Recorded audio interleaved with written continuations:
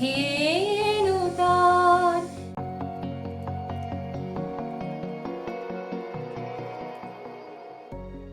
Good morning Bibi family, welcome back to the channel. কেমন আছো তোমরা সবাই? আশা করি সবাই খুবই ভালো আছো, আমরাও খুব ভালো আছি। একটা ঝলমলে দিন, ভীষণ সুন্দর রোদ উঠেছে। আর সকাল সকাল যেটা আমাদের হয়ে যায়, ঘুমটা খুব তাড়াতাড়ি ভেঙে যায়, যতই চাই একটু বেলা করে ঘুমাবো। তো আজকে আর সেটা করা হয়নি। আজকে কি করেছি জানো তো? ঠিক 5:30টার সময় ঘুম ভেঙেছে, জানলার মধ্যে দিয়েছি একটা মোটা চাদর টাঙিয়ে, দিয়ে 9টা অবধি ঘুমিয়েছি। আজকে আর পারা যাচ্ছিল না, এত টায়ার্ড লাগছিল। তবে এই ঘুমটার খুব প্রয়োজন ছিল, দিয়ে খুব রিফ্রেশিং লাগছে। আর এখন দিনটাকে শুরু করছি। আশা করি এই ব্লগটা তোমাদের খুবই ভালো লাগবে। সোজা ব্যালকনি থেকে এখন চলে এসেছি কিচেনে। বানাবো আজকে ব্রেকফাস্ট, সুস্বাদু ব্রেকফাস্ট। সেটা হচ্ছে ইডলি। তার জন্য ইডলির ব্যাটারও আনিয়ে নিয়েছি। এটা না ব্যাঙ্গালোরে তো খুবই, ব্যাঙ্গালোরে না অনেক জায়গাতেই পাওয়া যায়। মোটামুটি বলতে পারো সাউথ ইন্ডিয়ান পপুলেশন যেখানে একটু বেশি, সেখানে আমার মনে হয় এটা একটু মোস্টলি অ্যাভেলেবল। এটা হচ্ছে একটা ফ্রেশ ব্যাটার, নতুন করে কিছু বলার নেই। ফ্রেশ ব্যাটার আইডি বা এমটিআর এরকম অনেক কোম্পানি প্রিপেয়ার করে, সবারই মোটামুটি ভালো। আমাদের আইডিটা খুব ভালো লাগে। তো লাকিলি আমি হাফ কেজির একটা প্যাকেট পেয়েছি, কারণ কি 1 কেজিটাই মোস্টলি অ্যাভেলেবেল থাকে। এবার 1 কেজির প্যাকেট নিলে কি হয়, আমরা তো অত ডেলি দোসা ইডলি খাই না, তো অসুবিধা হয়ে যায়। আর রিমো খুব একটা পছন্দ করে না, তোমরা জানো আমি যা একটু ভালোবাসি। তো সেই কারণে ছোট প্যাকেটটা আজকে আমি জেপ্টো থেকে সকাল সকাল আনিয়ে নিয়েছি। তো রিমোর ডিমান্ড হচ্ছে, ঠিক আছে ও ইডলি খাবে, কিন্তু তার সাথে হতে হবে ধনেপাতার চাটনি। তো আজকে আমাদের ব্রেকফাস্টটা খুবই সর্টেড, কিন্তু একটু বেলা হয়ে গিয়েছে, তাই জন্য আগে কফি বিস্কিট আমরা খেয়ে নিয়েছি। তো তোমাদের হয়তো খেয়াল থাকবে, আমি যে মাল্টিপারপাস কুকারটা মাল্টিপারপাস কেটেলটা কিনেছিলাম, ওটাতে এরকম ট্রে আছে। তো আজকে এটা ফার্স্ট টাইম ইনগ্রেট করবো। ছোট ছোট মিনি মিনি ইডলিস হবে এটাতে। তো দেখা যাক কেমন হয়, নিজে ফার্স্ট টাইম বানাবো, তোমাদের সাথেও শেয়ার করবো। তো চলো সব প্রিপারেশনগুলো করে নিই, তারপর তোমাদেরকে দেখাচ্ছি। ব্যাটারটাতে একটু সল্ট মিক্স করে এখন রেডি করে রাখলাম। আর এই যে হচ্ছে আমার ইডলি ট্রে। ঘি একটুখানি মেল্ট করে নিয়েছি, একটু স্লিপারি হয়ে গেছে। তো কিছুই না, জাস্ট আমি এখানে ঘি ব্রাশ করব যাতে এটা না লেগে যায়, না হলে না ওঠাতে হয়তো অসুবিধা। আমি ফার্স্ট টাইম করছি বলে বলতে পারো এই প্রসেসটা নিচ্ছি। তবে সিলিকন ট্রেও কিন্তু পাওয়া যায়, ইডলি ট্রের মেজারমেন্ট অনুযায়ী তোমরা সিলিকন ট্রে বসিয়েও কিন্তু ইডলি বানাতে পারো। আমি শিওর আমার থেকে বেশি অনেকেই তোমরা বানিয়ে থাকতে পারে, অনেকে কাপড়ও বসায়। এক্স্যাক্টলি। না, আমার অ্যাকচুয়ালি ফার্স্ট টাইম, তো বলতে পারো আমি একটু নার্ভাসও আছি। চলো, নার্ভাস হওয়ার কিছু নেই, ইটস ওকে। মানে কি আর হবে, বাড়িতে নিজেরাই খাওয়া। দেখা যাক। ও বেশি হয়ে গেল, এটা অল্প একটু দিতে হবে। হ্যাঁ, এইটুকু দিতে হবে আই থিঙ্ক। আর একটু দিতে পারবে নাকি ওটাতে? না, ফুলবে তো। হ্যাঁ, ফুললেও তা একটু, আই থিঙ্ক আরেকটু দিতে পারবে। এটা একটু বেশি ছোট হয়েছে, এটা পাড্ডু হয়ে গেছে। তাই দেখা যাক। আমি মেজারমেন্টটা আজকে ফার্স্ট টাইম করলে বুঝতেও পারবো, কিন্তু আমি জানি ইডলিতে খুব কম দেয়, কারণ কি এটা ফার্মেন্টেড প্রোডাক্ট, তো এটা প্রচুর এয়ার ট্র্যাপ করবে, তো এটা বড় হবে সাইজে। চলো, আমার কেটেলের মধ্যে ফার্স্ট ট্রে বসিয়ে দিলাম, এরপরে সেকেন্ড ট্রেটা বসাচ্ছি। কেটেলে বসাচ্ছি ইডলি, ফিঙ্গার ক্রস, দেখতে থাকবো হ্যাঁ কেমন হয়। আর সাথে সাথে যতক্ষণ এটা স্টিম হবে ততক্ষণে আমি চাটনিটা প্রিপেয়ার করে নেবো। ধনিয়া পাত্তা চাটনি হবে আজকে, সাথে রিমো এটা খাবে। তো এই যে আমরা আদা, থেচাও বানাতে পারি, কিন্তু তুমি খাবে না আবার। থেচাটা ঝাল হয় না, থেচা সেম জিনিসই হয়, বাস ওটার মধ্যে একটু কুটে হবে আর ওটার মধ্যে বাদাম পড়ে। এটাতে বাদাম না না, কিছু দেওয়ার দরকার নেই। আমার যদিও বাদাম আর ডাল চাটনিটা ভীষণ ভালো লাগে, বাট রিমো আজকে বলেছে খাবে না। তোর মন রাখতে যাতে ইডলিটা খায়, সেই জন্য আমি আজকে চাটনিটা বানাবো। Thank you. তো এই হচ্ছে আমার তোমার জন্য চাটনি। বানিয়ে নিতে পারতে একটু ডাল চাটনি। চাটনি বানালে এতটা হয়ে যায়, তো ওটা দুজনকে খেতেই হয়। আমি ওটার সাথে খেয়ে নিতে পারতাম ধনেপাতা চাটনিটা। চাটনি রেডি, আর আমাদের ইডলিও কিন্তু একদম রেডি। খুব সুন্দর গন্ধ বেরিয়ে গেছে কিন্তু, না? যা, পুরো একদম ভাব লেগে গেল। চল, আই থিঙ্ক হয়ে গেছে। হ্যাঁ, হয়ে গেছে, হবে বের করো। তোলা যাক, প্লেট বার করি। হাত গরম, হাত সামলে, গরম গরম কিন্তু একদম। হ্যাঁ, হাতি গরম বলে দিলাম। এই যে আমাদের স্প্যাচুলা দিয়ে বার করি। না, এটা বের করে নাও আগে ট্রেটা, আস্তে। অ্যাকচুয়ালিতে ট্রেটা এখন ঠান্ডা হয়ে গেছে, তো এরকম স্লাইড করলেই সব বেরিয়ে আসে। কি সুন্দর, দেখো কি কিউট। এটা বাটন ইডলি হয়ে গেছে এগুলো। কি মজা। এটা চারটাতে যে তোমার কিছু মোটেও পেট ভরবে না। You have to make another batch, surely will have two.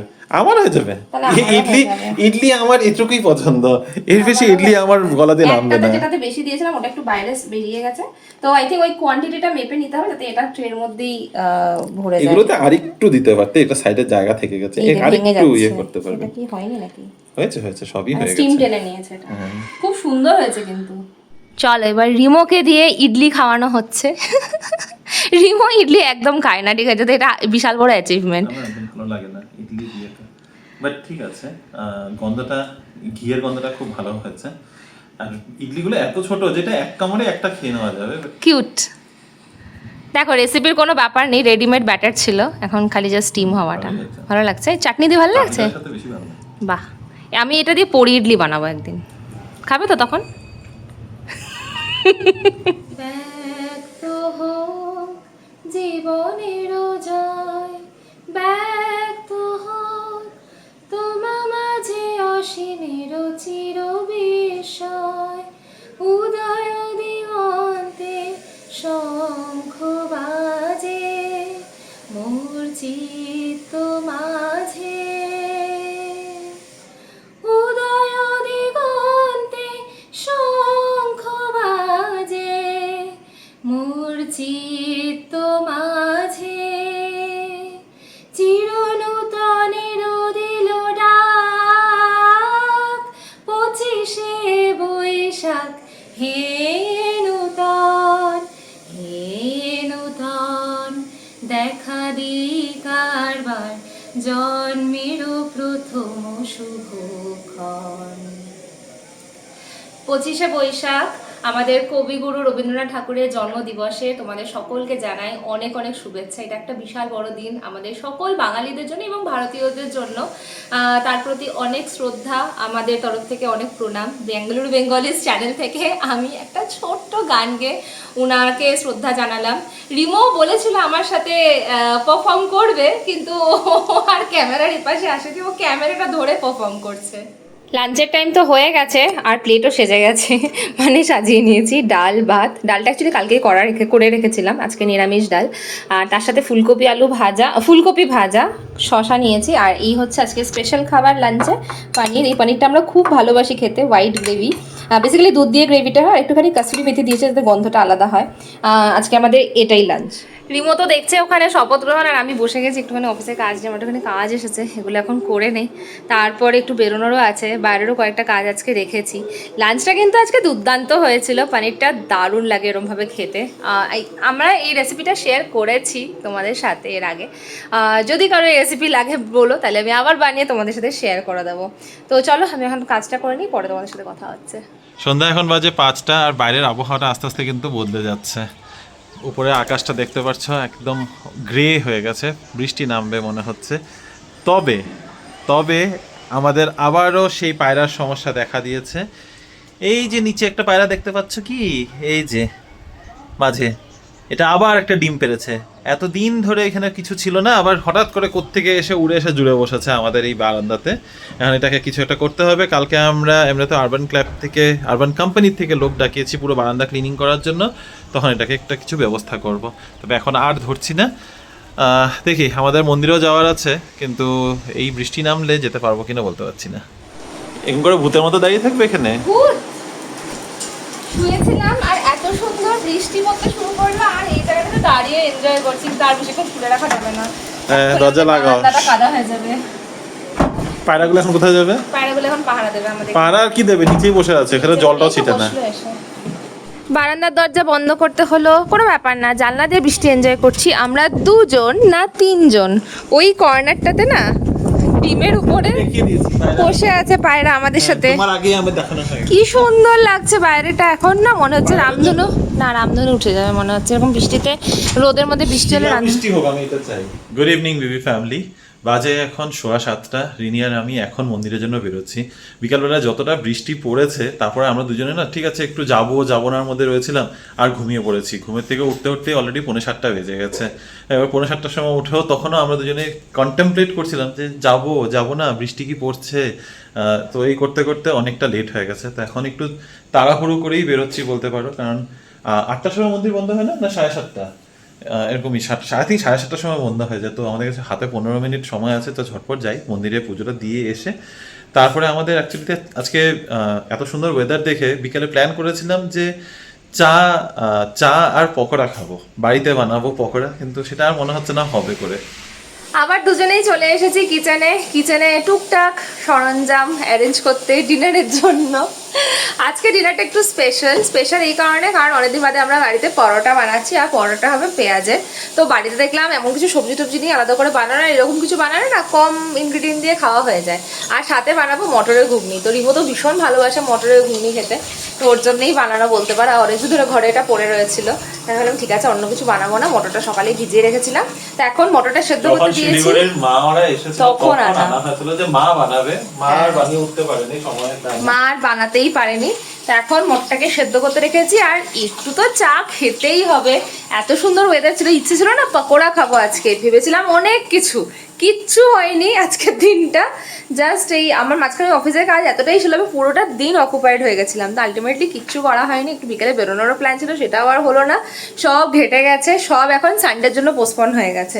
দেখা যাক কতটা কি কমপ্লিট করা যায়। মোট কথা আমাদের পেঁয়াজ পকোড়াটা আজকের মতো ক্যান্সেল, শুধু চা বানানো হচ্ছে।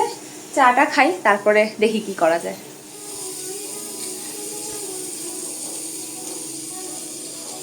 তাড়াহুড়ো করে প্রচণ্ড অরাজকতা এখন কিচেনে, কিন্তু আমার ডিনার প্লেটটা কিন্তু ফাটাফাটি লাগছে। এটা আমার না, এটা রিমোর। পেঁয়াজ কা পরাঠা আর তার সাথে মটরের ঘুগনি, ও ভীষণ ভালোবাসবে আই গেস খেতে।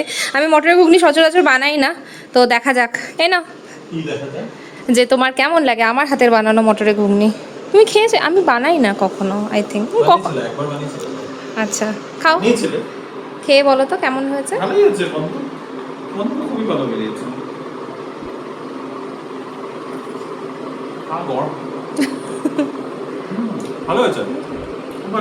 ডান, তাহলে খুব ভালো বানিয়েছি।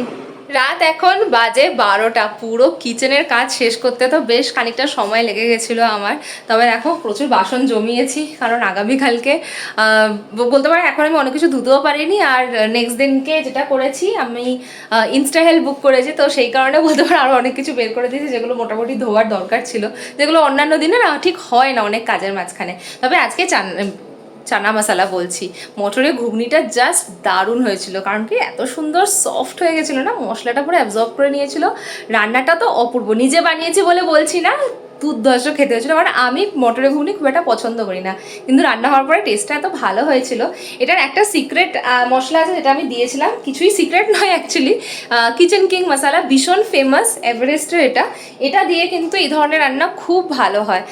যে কোনো ভেজ প্রিপারেশনে যদি তোমরা অ্যাড করো তাতেও দেখবে খুব ভালো খেতে হয়ে যায়। আলাদা করে এটা রেসিপিটা শেয়ার করিনি, কারণ মাংসের মতো করে আমরা সবাই বানাই, আমিও ঠিক সেম প্রসেসেই বানিয়েছি। ওই পেঁয়াজ কুচিয়ে দেওয়া, বা ধরো আদা রসুন পেস্ট দেওয়া, টমেটো দেওয়া, একটুখানি টমেটো সস দিয়েছি। আর মশলার মধ্যে নর্মাল গুঁড়ো মশলাও ছাড়া আমি এইটা অ্যাড করেছি, কিচেন কিং, যেটাতে কিন্তু টেস্টটা দারুণ হয়ে যায়। তো তোমরা বাড়িতে এভাবে ট্রাই করে দেখতে পারো, খেতে কিন্তু দুর্ধর্ষ হবে, আর সবাই আঙ্গুল চেটে চেটে খাবে। রাত এখন বাজে 1:15। আমি এখানে সোফাতে বসে রয়েছি, দেখছিলাম নিউজ। আজকে তো নিউজ খুললেই প্রচুর সেই একই ওয়েস্ট বেঙ্গলের নিউজ সমানে এসে যাচ্ছে। শুভেন্দু অধিকারীর ওথ টেকিং সেরেমনি, কে ক্যাবিনেটে জয়েন করছে, কবে আরও নেক্সট বাকি মিনিস্টাররা কবে ওথ নেবে, এই নিউজের পর নিউজ। তার সাথে সাথে একটা নিউজ আর একটা যেটা চোখে পড়লো এখন, যে মমতা ব্যানার্জি নাকি এখন লেফটের সাথেও জোট বাঁধতে রাজি আছে। আর যাই হোক, আমি নিউজ দেখছিলাম আর ইনিও নিউজ শুনছিল, দেখছিল না। আর তার সাথেও ওই যে এইসব কাজ নিয়ে বসেছে, আমাকে বলছে আমি এখন সব গিন্নি কাজ নিয়ে বসেছি।